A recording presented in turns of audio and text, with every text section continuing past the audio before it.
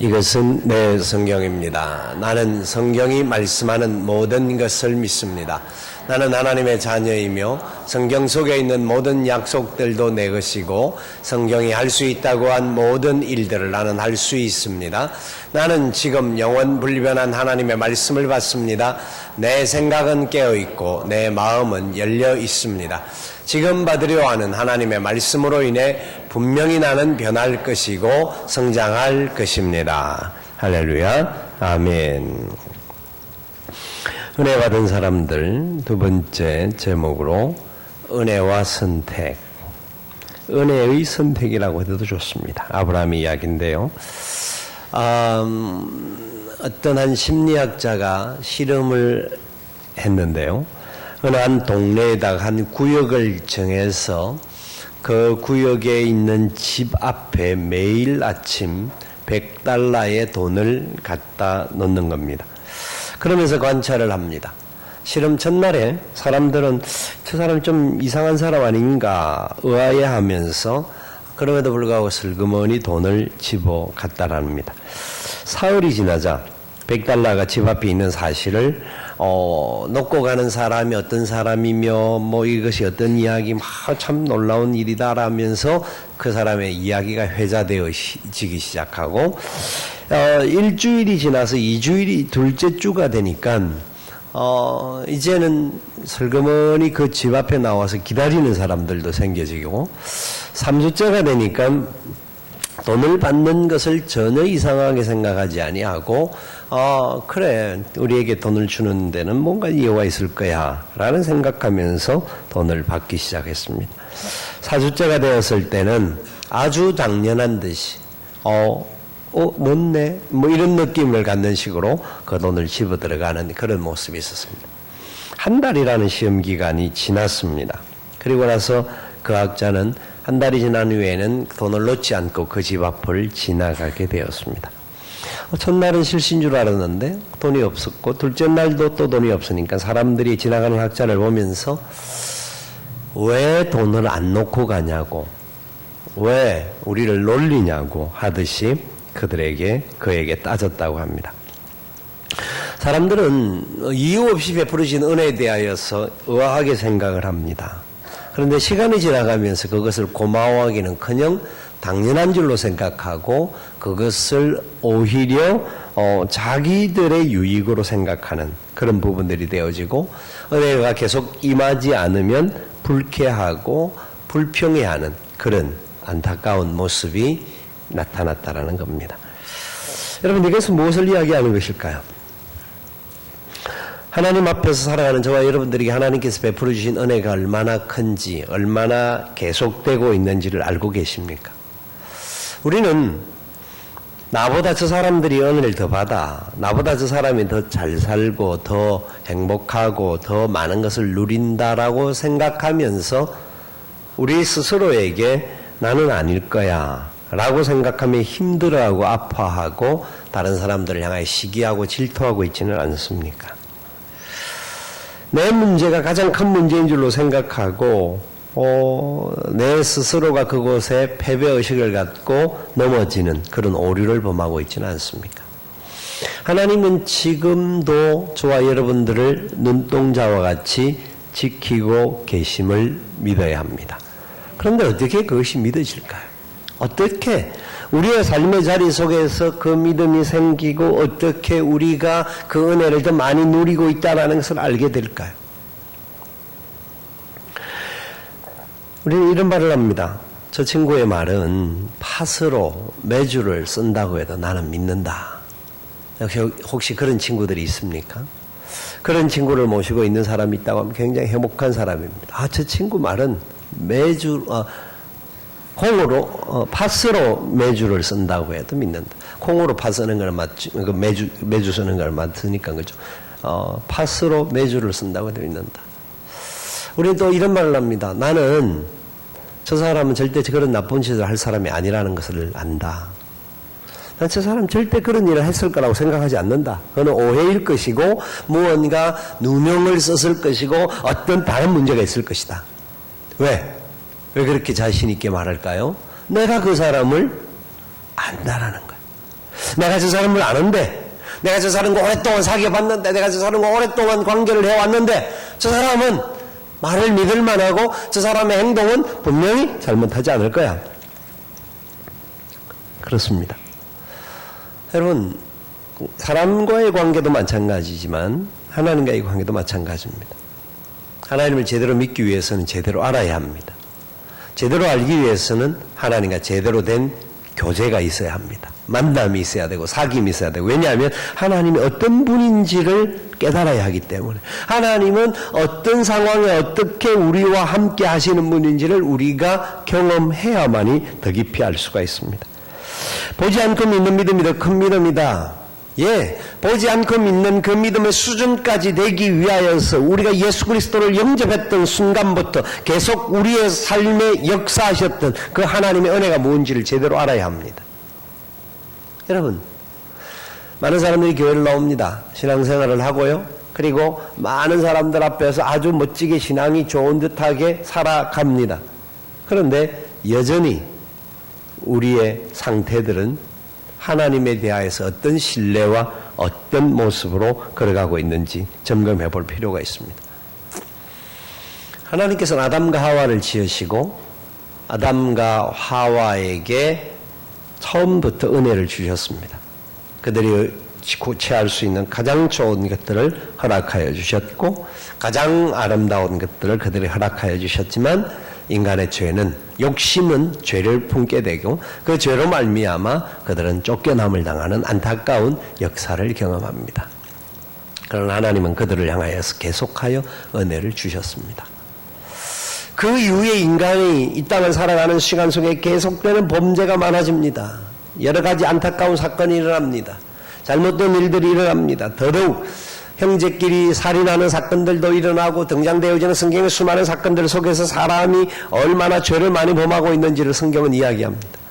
하나님께서 인간을 지으심에 대하여서, 사람을 지으심에 대해서 한탄하고 마음에 근심하셨다라고 창세기 6장에서 말할 정도로. 그러면서 하나님께서 더 이상 이 땅에 지은 이 인생들로서는 될 수가 없겠구나 하셔서 노아를 부르시고 홍수를 허락합니다. 노아의 가족 8명을 제외한 모든 인생들을 땅에서 다 쓸어버리는 안타까운 심판의 역사가 인간의 죄로 말미암아 이 땅에 일어났더랬습니다. 그런데 노아 홍수 이후에 그 홍수에 놀라운 안타까운 심판과 하나님의 역사적인 사건들을 경험했던 노아의 자손들조차도 계속되는 하나님을 향한 신뢰와 믿음과 은혜 가운데 살아가야 하는데 그렇게 살지 못하고 범죄하는 모습들이 계속 일어납니다. 그러면서 인간은 하나님이 원하는 뜻 가운데 흩어져서 생육하고 번성하여 땅에 충만해야 되는데, 아니야, 여기 우리끼리 모여야 돼, 여기 우리끼리 우리의 이름을 높여야 돼 하면서 바벨탑을 쌓고 흩어지기를 원하지 않고 나름대로 자기의 이름을 높이는 일에 앞장서게 됩니다. 하나님은 그들을 흩으십니다. 흩으시는 것은 하나님의 일을 나타내기 위해서, 하나님의 뜻, 그들의 삶의 자리에서 분명한 사명을 감당할 때 기쁨의 역사가 있도록 하기 위해서 흩으신 거예요. 그런데 흩으심으로 말미암아 그들을 심판하신 것이 아니라 그들에게 새로운 기회와 새로운 은혜를 허락하십니다. 그러면서 부르시는 사람이 아브라함입니다. 아브라함을 부르셨습니다.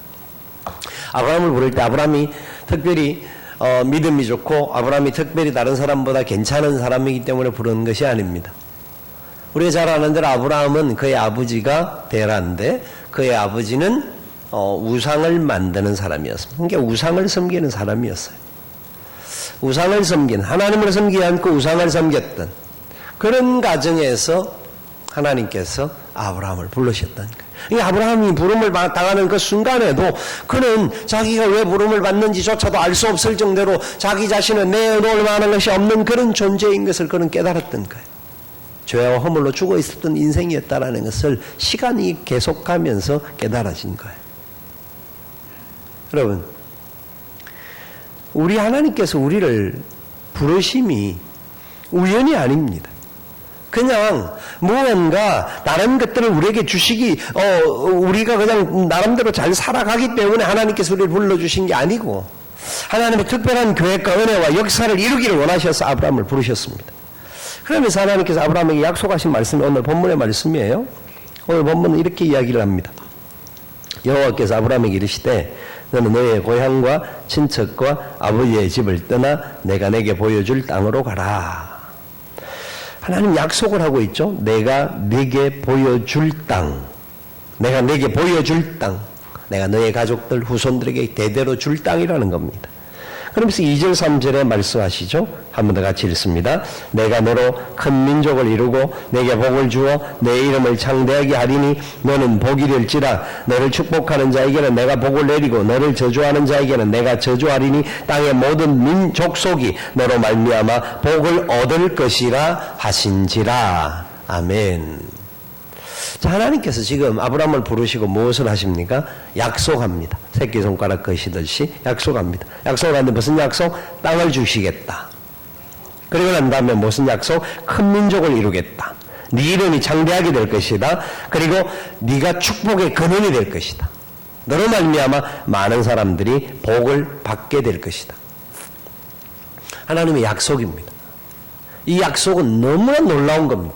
이 약속은 도대체 왜 내게 이런 약속을 하는지 아브라함은 이해가 안 될 정도로 놀라운 약속입니다.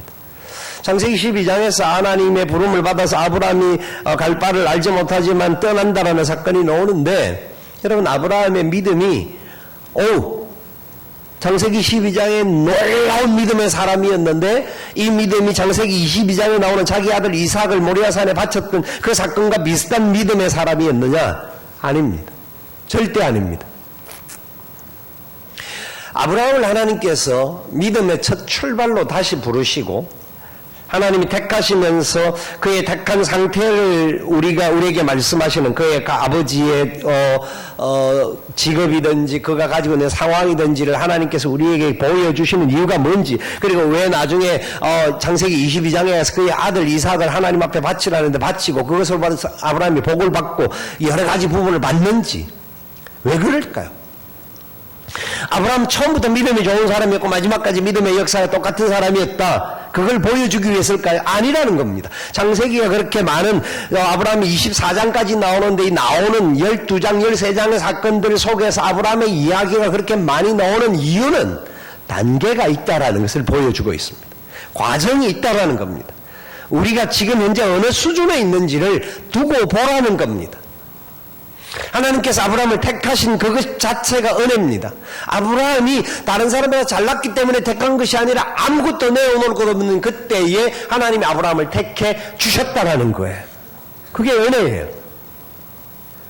그것이 바로 하나님이 역사함의 시작이라는 겁니다. 여러분, 아브라함에 대한 이야기를 우리는 너무나 많이 알고 있는데 너무나 오해하면서 알고 있는 경우가 많습니다. 아브라함의 가장 클라이막스의 이야기는 창세기 22장에 등장하는 자기 아들 이삭을 하나님께 바치는 사건입니다. 우리는 하나님에 대해서 오해하는 부분도 있고 아브라함에 대하여서 오해하고 곡해하는 부분이 그 사건 속에서 나오면서 우리의 삶과는 너무나 동떨어졌다라고 생각합니다. 하나님께서 아브라함에게 네가 백세에 얻은 아들을 내게 바쳐라고 말할 때 아브라함은 바로 그 아들을 데리고 하나님 앞으로 갑니다. 3일 길을 가서 아침 일찍이 떠나고 3일 길을 가서 모리아산으로 올라갑니다. 올라갈 때 아브라함은 그의 아들의 질문, 그의 아들이 그 종들에게 이렇게 이야기합니다. 창세기 22장에 보면 내가 이제 내 아들과 함께 올라가는데 올라갔다가 하나님께 예물을 드리고 우리가 함께 돌아올 것이다. 그때까지 여기 기다려라. 무슨 말이냐면 아브라함은 22장에 가서는 분명한 믿음의 말을 하나님께서 바치라고 하는 이유가 있을 것이다. 확신이 있었고요. 그리고 아들을 바치지만 분명히 하나님께서 네 아들을 바치라고 문구가 나옵니다. 아들을 바치지만 하나님께서 죽은 자를 살리시는 분이시고 없는 것을 있게 하시는 하나님인 것을 아브라함은 비로소 믿었기 때문에 자기 아들과 함께 돌아올 것도 믿었습니다. 그리고 나서 그 아들과 올라가면서 아들이 질문을 합니다. 아버지, 다른 건 다 있는데 바칠 제물, 양이 없네요. 하나님께서 자기를 위하여서 미리 준비하고 계실 것이다. 아브라함은 아들에게 이야기합니다. 이게 그냥 그 사건을 무마하기 위하여서 던진 이야기였을까요? 아닙니다. 아브라함은 거기에 대한 확신이 있었습니다. 하나님 예비한. 그래서 하나님 앞에 나아가서 아브라함은 두말하지 않고 돌아보지 않고 아들을 결박하고 그곳에서 바로 칼로 치려고 할 때에 하나님께서 급하게 아브라함을 찾으십니다. 아브라함아, 아브라함아. 아니다. 내가 진짜 준비되어져 있다. 아브라함을 인정하고 아브라함과 함께 하시는 역사를 보여주는데 그 사건이 그냥 등장하는 사건일까요? 아브라함이 12장에 본토와 친척 아비집을 떠났다. 창세기 22장에 우와 하나님 앞에 자기 아들을 바쳤다. 진짜 믿음의 사람은 다르구나. 그런데 우리는 왜 못하지? 나는 아닌가 봐. 하나님 그걸 보여주기 위해서 아브라함을 이야기하실까요? 여러분 창세기 12장의 오해가 무슨 오해냐 하면 창세기 12장이 아브라함의 출발지가 아니라 제2의 출발지라는 것을 깨달아야 하기 때문입니다. 아브라함의 고향이 어디냐면 갈대아 우르입니다. 거기에 집입니다. 그런데 창세기 12장에서 아브라함이 부름을 받을 때 장소 어디죠? 하란입니다. 하란이라는 곳은 갈대아 우르에서 하란까지는 최소한 1000km 이상이 돼 1000km 훨씬 더 될 겁니다. 더 되는 거리입니다. 그런데 창세기 12장에서 본토와 친척과 아비집을 떠나라고 할 때에 하란에 누구와 같이 와 있었느냐? 아버지와 함께 와 있었다라는 겁니다. 아버지가 어디서 죽었습니까? 하란에서 죽었습니다. 본래 고향이 어디라고요? 갈대아 우르입니다. 쉽게 말해서 본래 고향이 부산인데 신의주에 가서 죽었다 이렇게 생각하면 됩니다. 쉽게 말하면 왜 그랬을까요? 아브라함이 하나님의 말씀을 들었습니다. 그럼 이상하기는 하니까 그냥 떠날 수는 없어서 분명한 건 자기 아버지와 의논을 하고 의논하니까 아버지도 이상하게 생각하고 무언가 신이 있는가 보다 라고 해서 같이 그까지는 왔는데 국경을 넘기는 어려웠던 것 같아요. 그래서 머물렀습니다. 다시 아브라함이 아버지가 죽고 난 다음에 부름을 받습니다. 아브라함이 하나님의 다시 부름을 받아서 본토와 친척 아비집을 떠나라 할 때는 이제는 더 이상 아버지도 없고 자기 육신의 아버지도 없고 자기 고향에서도 이미 떠나와 있는 상태니까 떠날 수밖에 없는 상황입니다. 이제는 그 음성만 듣고 그래 한번 가보자. 어쩔 정확하게 지금까지 이어와서 내가 머물렀지만 모르겠다. 어쨌든 한번 가보자. 이런 심정으로 떠날 수밖에 없었을 겁니다. 왜요? 창세기 12장에 아브라함이 그렇게 믿음이 좋은 사람이 떠나서 출발을 했다고 한다면 우리가 아는 믿음의 사람 아브라함을 떠났다고 한다면 창세기 12장 뒤에 부분만 17절 18절에 어떤 사건이 나오냐면 자기의 아내 사례를 뭐라고 하느냐면 자기의 누이라고 거짓말하는 그러면서 뭐라고 말하는지 얼마나 구체적으로 이야기하고 있는지를 한번 볼까요? 자 보세요.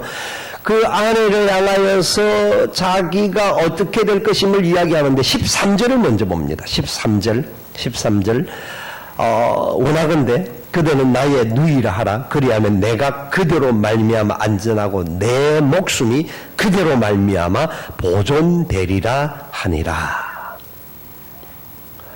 자기 누이 때문에 자기 아내 때문에 자기가 죽을지도 모르고 자기 아내 때문에 제가 살 수 있으니까 자기 아내를 아내라 하지 않고 누이라고 하라. 그렇게 이야기합니다. 자 그런데 그렇게 이야기를 한 결과 바로가 취하게 됩니다. 바로가 취하는데 하나님께서 바로의 집에 재앙을 내립니다. 그러면서 18절을 봅시다. 18절 12장 18절 같이 읽어봅시다. 바로가 아브라함을 불러서 이르되 네가 어찌하여 나를 이렇게 행하였느냐? 네가 어찌하여 그를 내 아내라고 내게 말하지 아니하였느냐? 네가 어찌 그를 누이라 하여 내가 그를 데려다가 아내를 삼게 하였느냐? 내 아내가 여기 있으니 이제 데려가라 하고. 바로가 누구의 말을 들려주느냐 하면 하나님의 말을 아브라함에게 들려주는 겁니다. 왜요? 하나님이 바로에게 나타나서 이 사람은 아브라함의 아내다. 하나님께서는 아브라함에게 약속하셨습니다. 여러분, 하나님의 약속하신 것은 그대로 될 줄 믿습니다. 믿어야 합니다. 분명합니다. 하나님께서 아브라함을 인도하여서 땅을 허락하시고 큰 민족을 이루겠다고 하셨습니다. 그러면서 그 약속을 줬는데 아브라함은 나름대로 믿었을 겁니다. 그런데 그 약속을 이루기 위해서는 자기가 살아야 된다고 생각했는지 아내가, 왜냐하면 그 당시는 아내를 또 하면 또 새로운 아내를 취할 수 있는 여러 가지 상황들이 있으니까 아마 그런 생각들이 있었는지는 모르겠습니다.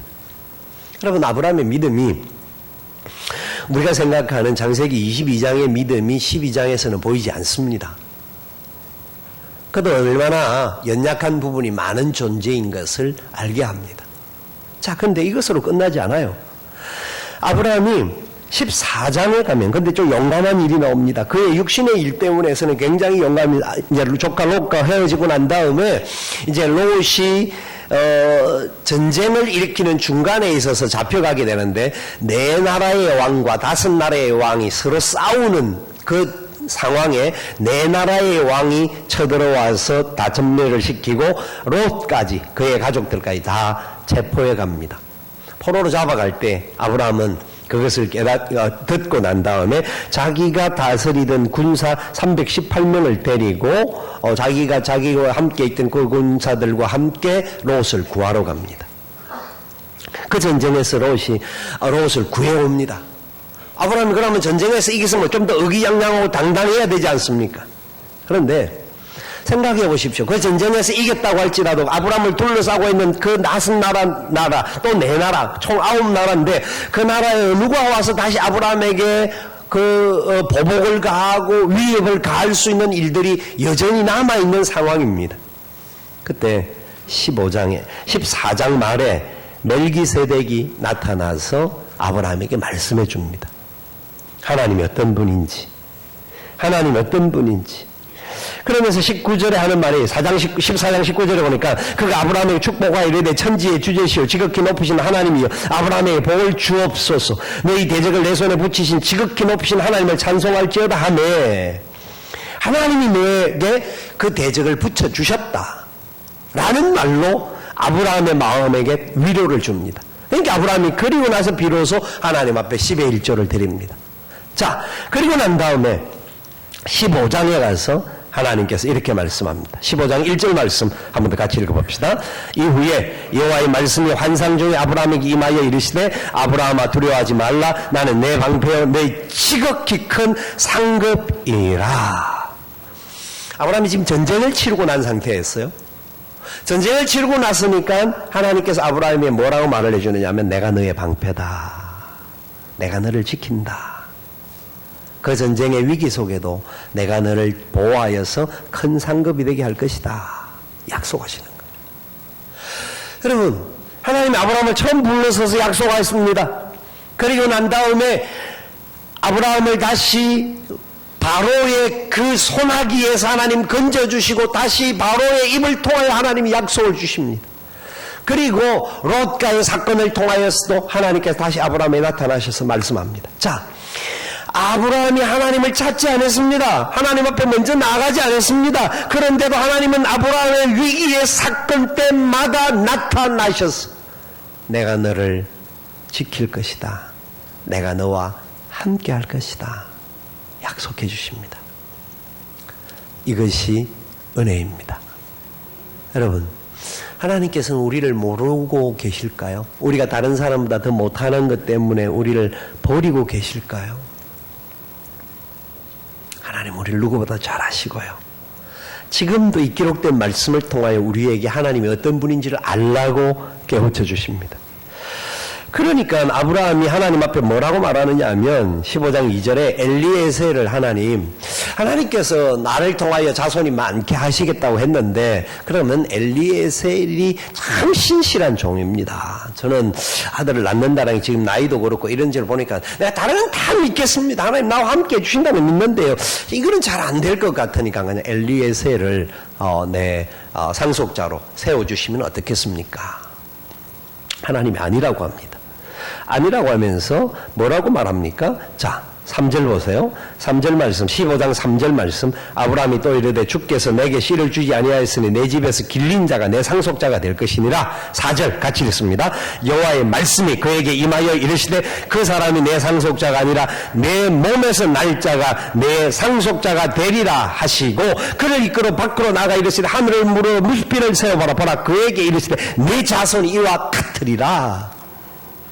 하나님께서 아브라함에게 다시 말씀합니다. 네가 생각하는 그 계획이 아니야. 내가 생각하는 계획은 네 몸에서 날 자야.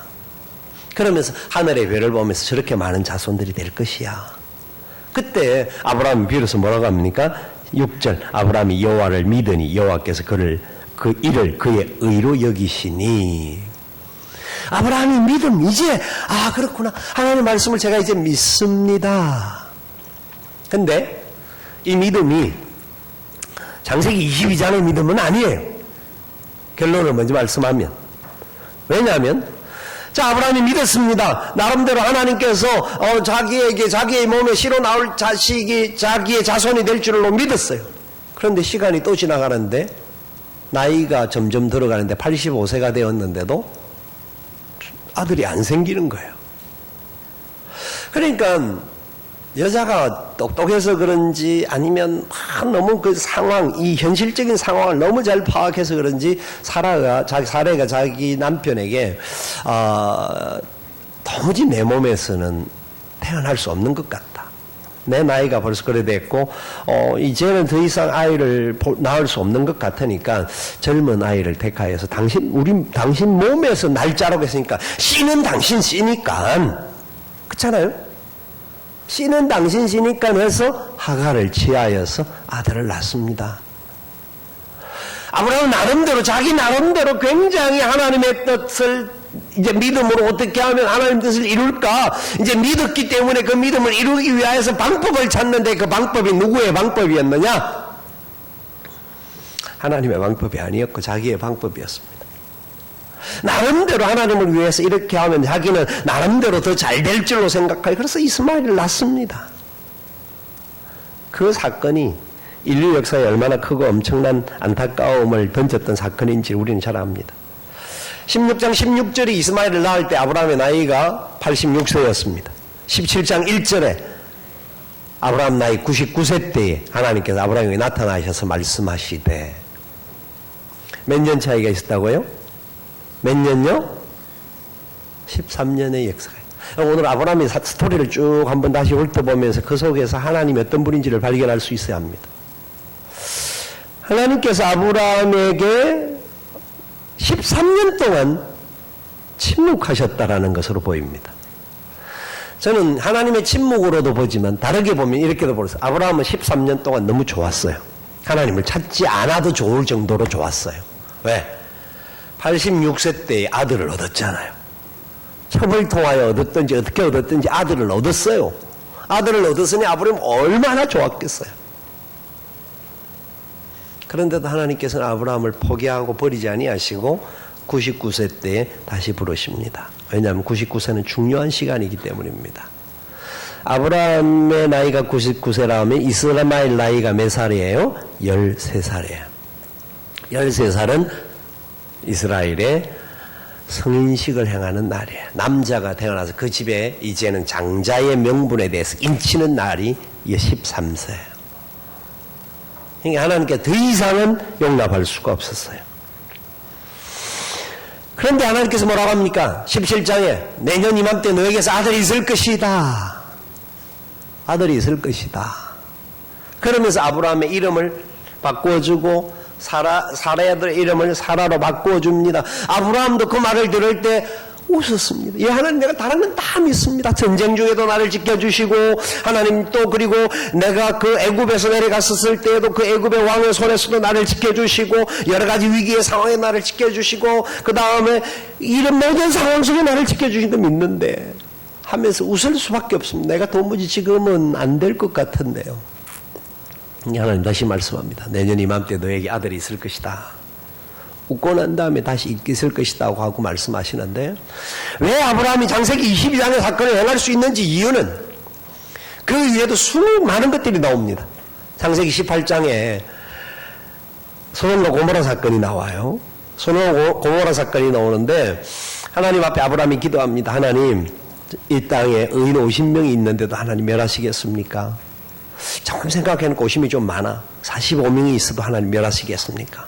그것도 좀 많은 것 같아서 40명 있는데도 하나님 멸하시겠습니까? 30명, 20명, 10명까지 내려갑니다. 여러분 보세요.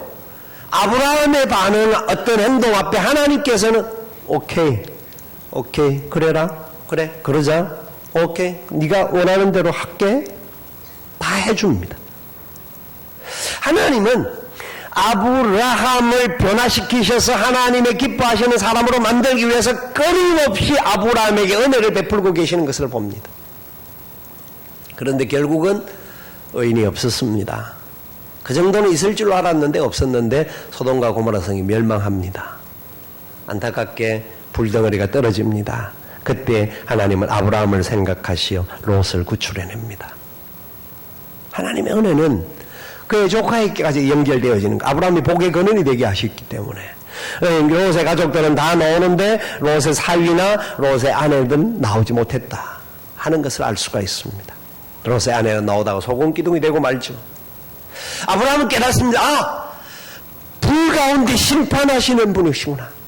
하나님은 진짜 이 땅에 심판 주시구나. 나를 불쌍히 여기셔서 내 조카 롯을 구원하신 분이 하나님이시구나.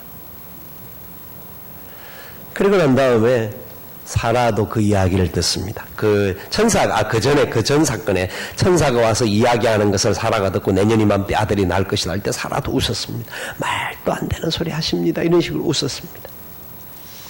근데 하나님께서 19장에서 아브라함과 사라에게 아들을 주십니다.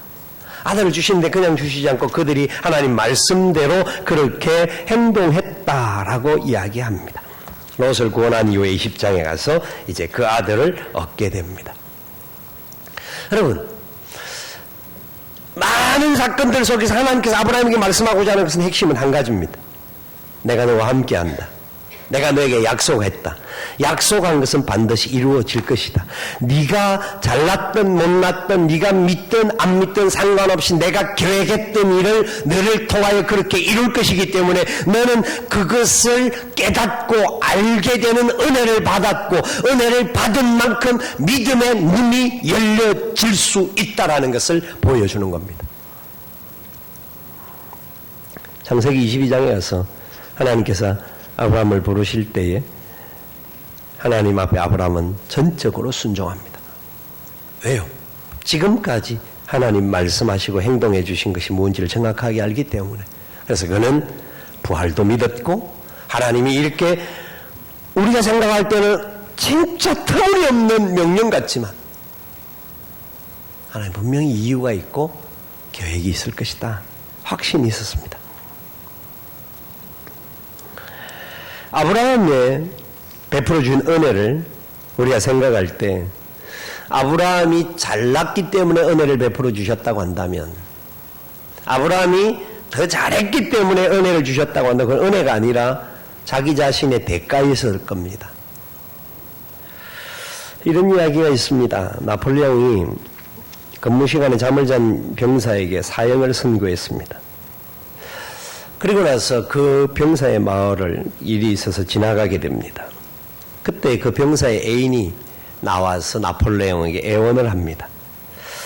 저에게 은혜를 베풀어 주옵소서. 도대체 내가 너에게 무슨 은혜를 베풀어 줄란 말이냐.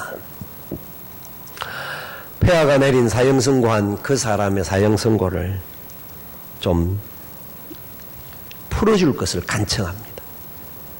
그러니까 나폴레옹이 그에게 말하기를 근무 시간에 자는 것은 사형에 해당한다. 그러니 그는 은혜 받을 자격이 없다. 그때 이 여인은 나폴레옹에게 이렇게 말을 했다고 합니다. 폐하, 은혜를 받는데 자격을 요구한다면 그것은 더 이상 은혜가 아닙니다. 자격이 없기 때문에 은혜를 베풀어 달라는 것이었다라는 겁니다. 여러분, 아브라함이 그 부름을 받고 그 지나가던 시간이 다른 사람보다 훨씬 낮기 때문에 하나님 은혜를 계속해서 믿음의 조상으로 하나님의 역사를 나타낼 인류의 모든 일을 이끌어갈 그 역사의 한 핵심으로 세웠을까요? 그 모든 것이 하나님의 은혜였습니다. 이것을 믿어야 합니다. 자, 그렇다고 한다면 우리에게는 어떨까요? 로마서 4장에는 아브라함의 이야기를 이렇게 설명하는 부분이 나옵니다. 4장 13절 이하에 보니까 아브라함이나 그 후손에게 세상의 상속자가 되려고 하신 언약은 율법으로 말미암은 것이 아니요 오직 믿음의 의로 말미암은 것이라. 만일 율법에 속한 자들이 상속자면 믿음은 헛것이 되고 약속은 파기되었느니라. 율법은 진노를 이루게 하나니 율법이 없는 곳에는 범법도 없느니라. 그러므로 상속자가 되는 그것이 은혜에 속하기 위하여 믿음으로 되라니 이는 그 약속을 그 모든 후손에게 굳게 하려 하심이라. 율법에 속한 자에게뿐 아니라 아브라함의 믿음에 속한 자에게도 그러하니 아브라함은 우리 모든 사람의 조상이라. 무슨 말이냐면 저와 여러분들에게도 동일한 은혜와 동일한 믿음의 역사, 동일한 상속의 은혜를 허락하여 주시기 원하시는 하나님의 계획이라는 겁니다. 그 계획 속에 아브라함이 자기 몸에 죽은 것 같음과 사라의 태 몸에 죽은 것 같음을 알고도 믿음이 약하여지지 아니하였다. 왜? 하나님을 그만큼 알기 때문에. 하나님을 알게 된 것이 자기가 알고 싶어서 것이 아니라 하나님이 알려주셨다라는 겁니다. 여러분, 하나님은 지금도 저와 여러분들에게 말씀하고 계심을 믿습니까? 지금도 하나님은 우리에게 찾아오고 계시는 것을 믿어야 합니다. 하나님의 말씀을 통하여 끊임없이 우리에게 말씀하고 있습니다. 뿐만 아니라 천지 만물에 돌아가는 모든 세상사를 보면서 하나님께서 우리 가운데 계심을 말씀하고 계십니다. 사람들이 하나님의 말씀은 못 믿어도 아니 믿기는 하지만 그건 나와는 상관없는 것이라고 생각하면서 살지는 몰라도 메르스가 있다 그래서 이건 위험하다 하는 의사의 말은 너무나 잘 믿습니다. 그건 믿지 말라는 게 아닙니다. 그 말도 믿어야 돼. 그런데 진짜 우리가 하나님의 말씀을 제대로 믿고 있느냐? 나를 향하신 하나님의 그 명령들이 얼마나 우리의 삶 속에 그대로 적용되고 믿고 있느냐? 예수님의 제자들조차도 사실 예수님의 말씀을 못 믿었던 적이 있어요. 예수님께서 사역을 마치시고 바다를 건너서 건너편으로 가기 위해서 배를 타면서 제자들에게 우리가 저 건너편으로 가자 말씀하셨습니다. 건너가다가 너무 피곤하시니까 주님은 배 고물에 머리를 맞대고 주무셨습니다. 그런데 풍랑이 왔죠. 와, 파도가 칩니다. 배가 뒤집어질 것 같습니다. 주님은 평안하게 주무시고 계시는데 제자들은 우리가 죽었다라고 막 두려워하고 불안에 떨면서 주님을 깨웠습니다. 여러분, 제자들이 그렇게 잘못한 걸까요? 근데 주님은 제자들에게 뭐라고 말합니까? 믿음이 적은 자들아, 어찌하여 두려워하느냐? 어찌하여 무서워하느냐? 무슨 말이에요? 주님이 분명히 건너편으로 건너가자 하고 그 배에 안 타신 것도 아니고 타셨습니다. 주무시고 계십니다. 우리 옆에 계시는데도 불구하고 제자들은 주님보다 풍랑이 더 크게 보인 겁니다. 주님의 말씀은 깃잔등으로 들었고 풍랑 때문에 죽었으니까 우리를 살려달라고. 그게 뭐 기도의 능력일까요? 아닙니다. 믿음 없는 행위였습니다. 그들의 간구는 믿음 없는 행동이었습니다. 불안에 떨었던 초조함 속에서 주님을 깨웠던 겁니다. 하나님은 우리에게 지금도 말씀하고 계셔요. 아브라함에게 약속하셨던 말씀을 이루기 원하셔서 하나님은 계속하여 아브라함에게 은혜를 베풀어 주셨고 그 은혜를 베풀어 주심으로 말미암아 아브라함은 믿음의 조상이 되었습니다. 저와 여러분들에게도 하나님께서 이 땅을 살아가면서 아브라함과 같이 세상에 어디를 가든지 축복의 통로가 되고 믿음의 선한 역사를 이룰 사람으로 그 일을 위하여서 저와 여러분을 불러주신 줄 믿어야 합니다. 생각해 볼까요? 우리에게 베풀어 주신 은혜가 얼마나 큰지. 너무나 많을 겁니다. 성경에 있는 사건을 떠나서라도 내 개인적으로 받은 은혜가 얼마나 많습니까? 우리를 구원하여 주신 것도 얼마나 놀라운 은혜입니까? 우리가 잘났을 때 우리를 불러주셨습니까? 우리가 다른 사람보다 더 멋지니까 태어나면서부터 신앙생활을 했던 모태신앙이었기 때문에 우리를 불렀습니까? 아닙니다. 그런 사람도 모태신앙으로 나를 부르는 것이 아니라는 것을, 모태신앙 속에서 있었던 사람조차도 그것이 아니라는 것을 알아야 합니다. 하나님의 은혜였습니다. 저와 여러분을 부르신 것은 은혜였습니다. 자격 없는 사람들을 불러주셨습니다. 뿐만 아니라 우리의 삶의 자리에 얼마나 많은 고통이 있었고 염려가 있었고 두려움이 있었습니까? 저도 지난 결혼해서 30년을 살아오는 동안 하나님께서 함께 해주셨던 은혜의 역사가 너무나 많았습니다. 결혼 초기에 당했던 어려움과 여러 가지 순간순간에 만났던 위기들이 있었지만 그 상황마다 하나님께서 우리와 함께 하시고 우리를 일깨워 주시고 하나님이 우리의 아버지 되심을 가르쳐 주셨습니다. 그 하나님이 저와 여러분의 하나님이십니다. 여러분의 삶의 자리에 아마 수없이 하나님 옆에 계셔서 우리의 기도에 응답해 주셨고 우리의 삶을 인도해 주셨고 우리가 환난 중에 있을 때도 우리를 보호해 주셨던 그 은혜가 있었을 겁니다. 그렇다고 한다면 우리의 약속하신 그 약속을 믿어야 합니다. 우리에게 끊임없이 은혜를 베풀어 주시는 그 은혜를 믿어야 합니다. 바라봐야 합니다. 그래 내 힘으로는 안 되지만 내 능력으로 부족하게 또 넘어져서 주님 앞에 나와서 아버지 나를 용서해 주세요라고 할 수밖에 없지만 그러나 나는 더 이상 그 이전의 과거의 어리석은 그 존재로서 머물지 않고 하나님 앞에 한 걸음 한 걸음 아브라함과 같이 점점 이제 12장 13장 15장 17장 19장까지 가고 22장까지 가는 그런 믿음의 사람이 되겠다. 하나님 앞에 감사함에 걸어갈 수 있는 저와 여러분 될 수 있기를 바랍니다. 왜 성경에 이렇게 많은 이야기를 기록해 놓고 있을까요? 이 기록해 놓은 걸 통해서 그냥 하나님께서 뭐 많은 일을 했다라는 걸 보여주고 단순히 그냥 자랑하기 위한 걸까요? 아니에요. 우리가 이 말씀을 보면서 아브라함의 사건을 보면서 아브라함의 하나님, 나의 하나님 됨을 믿습니다. 아브라함의 하나님, 나를 지켜주시는 아버지 하나님인 줄 믿습니다. 그 고백으로 살아가라는 겁니다. 저와 여러분 불러주신 하나님, 저와 여러분과 함께 하실 하나님임을 믿으시고 그 하나님 때문에 감사하는 축복의 삶이 될 수 있기를 예수님의 이름으로 축원을 드립니다. 우리 함께 일어나셔서 찬양하며 주님 앞에 나아가기를 원합니다.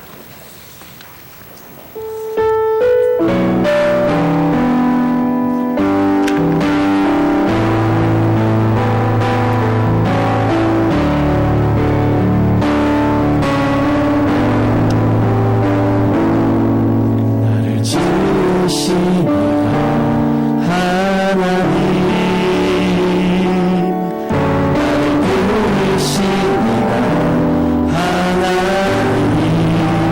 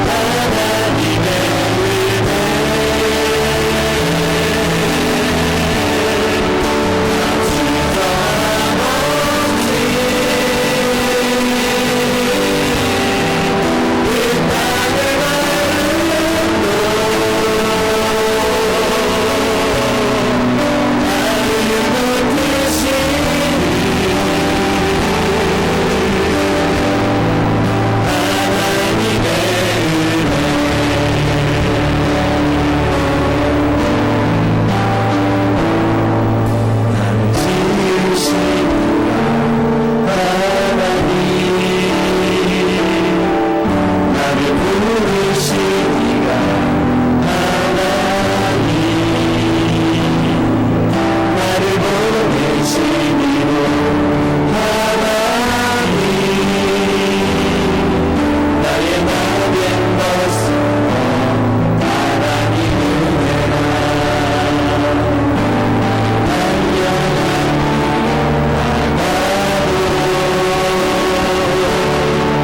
나의 마지막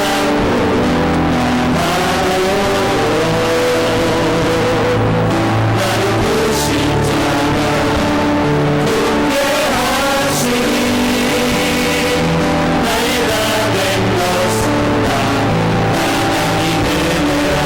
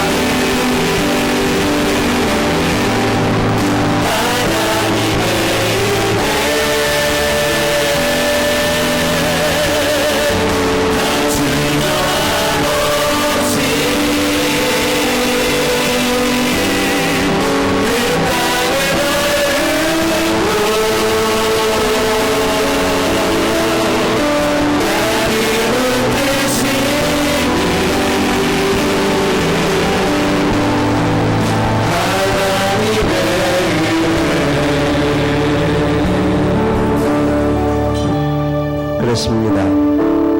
그 은혜 앞에 감사하며 기도했으면 좋겠습니다. 그리고 그 은혜의 하나님이 지금도 우리를 눈동자같이 지키심을 믿고 구했으면 좋겠습니다. 다른 사람과 비교할 이유가 없습니다. 나를 향하신 하나님의 사랑이 얼마나 놀랍고 큰지를 온전히 깨달았으면 좋겠습니다. 그래야 그 사랑 베풀고 나누며 살겠습니다. 축복의 근원이 되겠습니다. 하나님 은혜를 더하여 주시옵소서. 간절한 마음으로 기도하며 나아갑니다.